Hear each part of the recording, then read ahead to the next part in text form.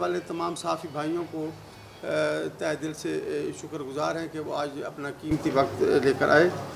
تو ہم گزارش سر یہ کرنا چاہتے ہیں کہ ہمارا ایک انکم ٹیکس کے امپلائیز کو ایک پرفارمنس الاؤنس ملتا تھا پرویز مشرف صاحب کے دور میں، یہ ہمیں ایک بیسک جو ملتی ہے تو اس کے برابر ایک اور بیسک دی تھی۔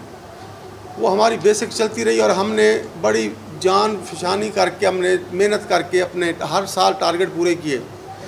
2015 میں آ کے اس وقت کے وزیر خزانہ اسحاق ڈار نے ہمارا وہ پرفارمنس الاؤنس وہاں فریز کر دیا۔ باقی جتنے دوست یہ باہر تقریر کر رہے ہیں یہ ہمارے دوست ہیں، ہمارے بڑے مہربان ہیں، لیکن انہوں نے اس وقت اس بات کو اٹھایا کہ جناب ایف بی آر والوں کو تو تنخواہ کے برابر ایک تنخواہ مل رہی ہے۔